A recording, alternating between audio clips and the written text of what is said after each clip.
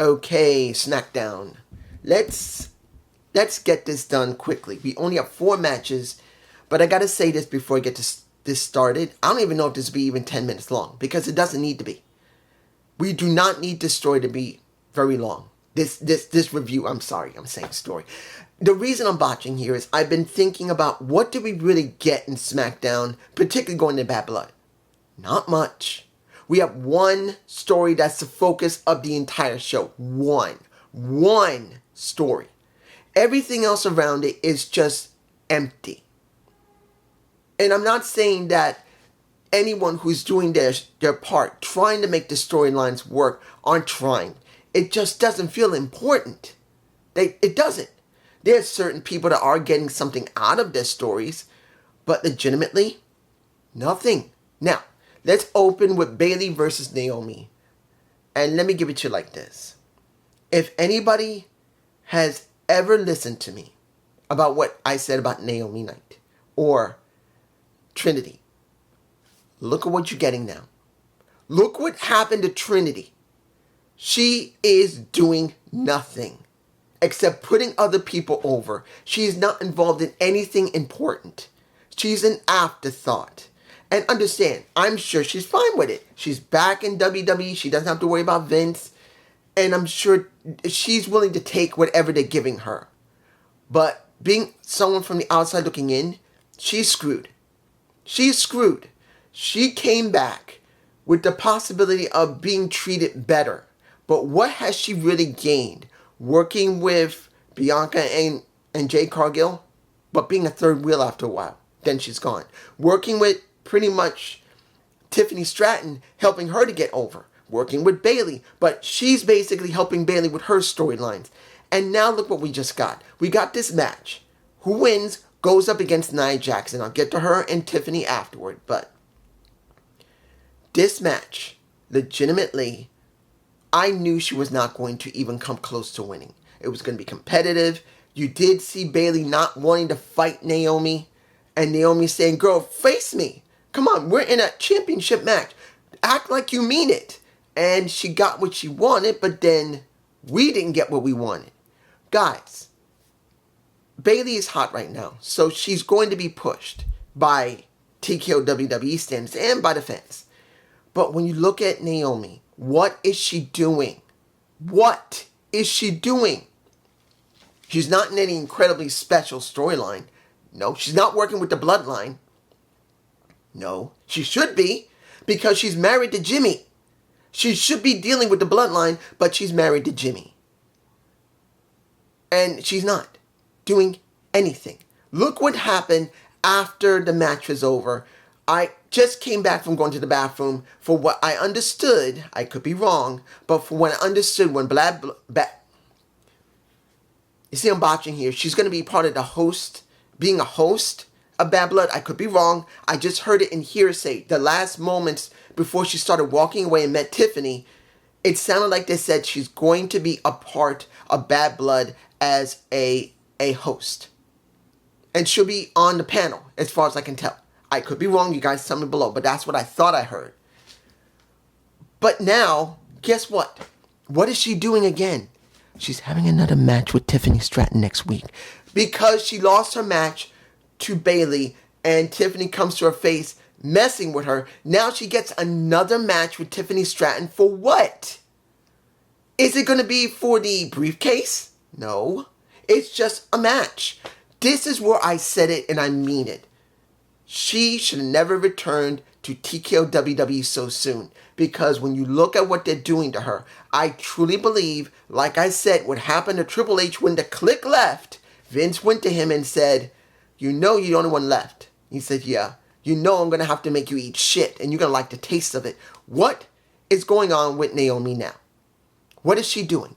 Nothing. Sooner or later, we will not see her at all. She'll be in the back. It looks like it. Let's move on.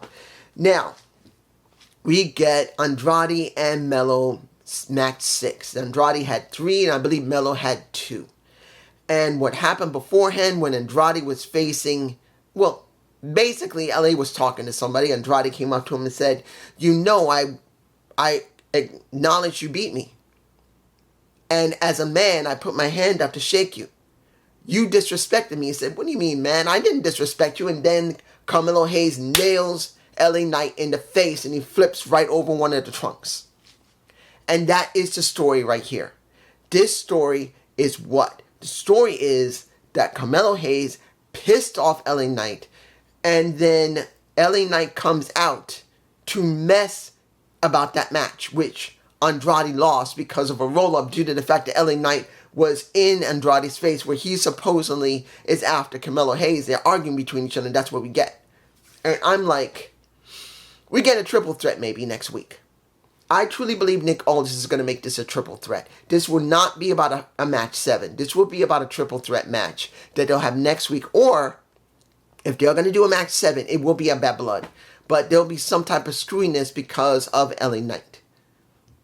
But I do believe it's going to be a triple threat. That's what I think may happen. Is this good storytelling? It's storytelling. But is it good?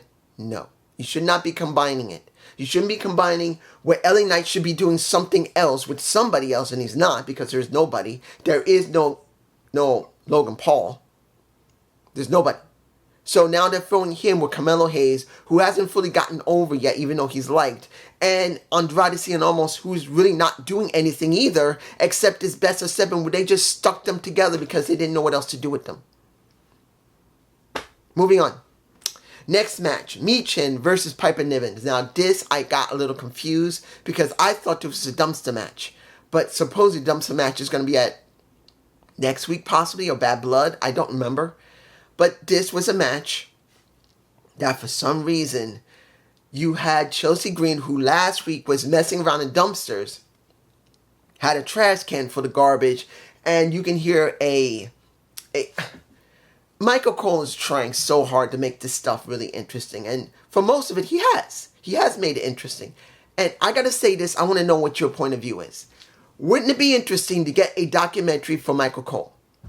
As much as not everyone likes Michael, and others really do. I personally have never had a problem with Michael Cole.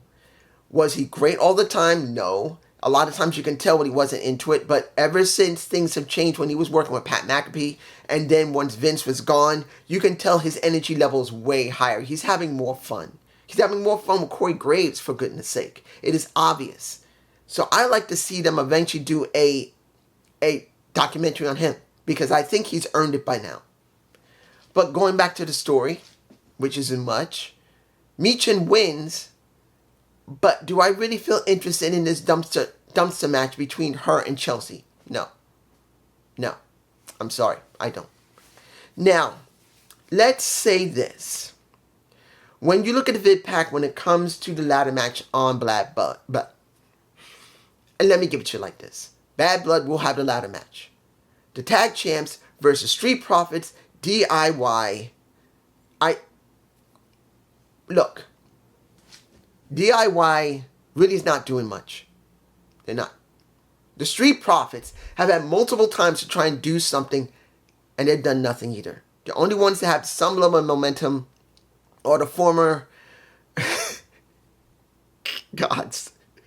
Gorillas of Destiny. Tonga and Tamaloa. I had to laugh, I'm sorry. But you get my point. When you look at this situation, they're the only ones that are doing something because they're connected to the bloodline. But when you look at DIY, when you look at the Street Profits, they're not doing anything. The Street Profits should have been stuck on NXT for a little while and could have worked with Nathan Frazier and could have worked with Axiom a little bit. They could be working with younger talent. But we're not going to get that. They just pop back and forth, which is, they're not doing anything. And you look at all three of these teams, only one team is getting spotlighted. The other two teams are not really doing any storylines, and they're just doing matches. And so we're now getting this ladder match, which is not going to be bad, but it just doesn't feel like much. Now, let me give it to you like this. The last match, Jacob Fatu and Solo versus Randy and KO.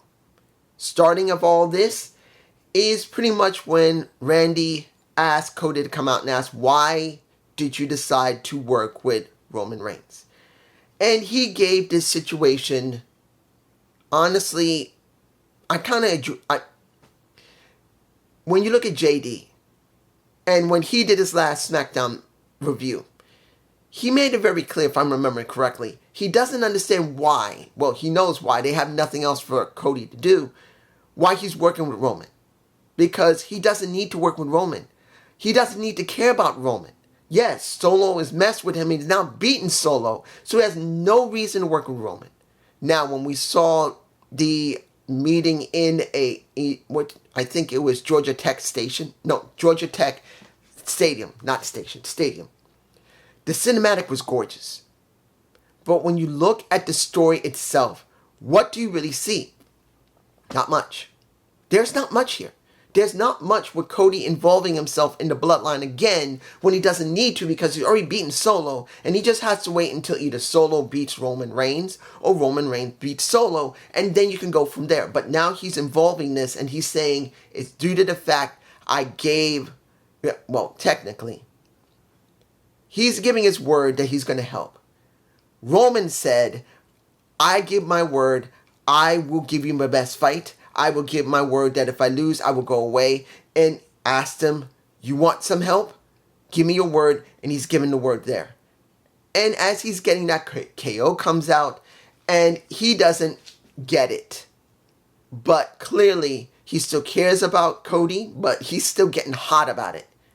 And pretty much, Randy said, I got no problem you working with Roman Reigns. Well, you see I'm botching here because of how the story has been structured. When you look at Roman, he's the factor here. Everyone is for the original tribal chief, which he's not the real tribal chief. The true tribal chief is Jey Uso. I will keep saying that until this storyline for the bloodline is over. He may be the original tribal chief, but the true tribal chief is Jey Uso. Main event, Jey Uso is the true tribal chief, and they should close the entire storyline with him. That's what they should do, but you know they won't. But anyway, we got the match. Eventually, the Tonga Loa comes out. Then Cody comes out. Cody gets thrown into the ring and hurts the ref's ankle. And KO is going, what are you doing out here? What do we get? KO getting rolled up by Solo. And again, KO cannot beat not one member of the bloodline. The story continues that he just can't beat anybody from them. He gets mad at Cody. Randy has to tell him, calm down. I asked him to come out here. He's pushed Randy back. He pushed Cody back. And then Randy had to calm his ass down and say, calm down. And he says, okay, you're right. I'm sorry. He hugs Randy. I think he'll hug... Well, he didn't hug Randy. He hugged Cody. I think he hugged Randy later after the cameras went off to make it for the fans. But this is what we got, guys. A storyline that revolves around the bloodline only. This isn't about Randy possibly turning heel or KO possibly turning heel or maybe Cody turning heel. No, this is about the bloodline screwing with everyone and they just can't function. And it's an extension of the bloodline. It's not an extension of Cody going into the bloodline or dealing with the bloodline because he doesn't need to deal with it. This makes no sense. I'm sorry. The only story they have on SmackDown is the bloodline, and it makes no sense. We didn't even see Roman Reigns. We didn't. If he had been there, that might have added to something and made it a little more. But even with him there, Cody shouldn't even be involved. Randy can be involved, and so can KO be involved. But Cody does not. I'm not feeling this story. I'm just not. But this is just me. Peace.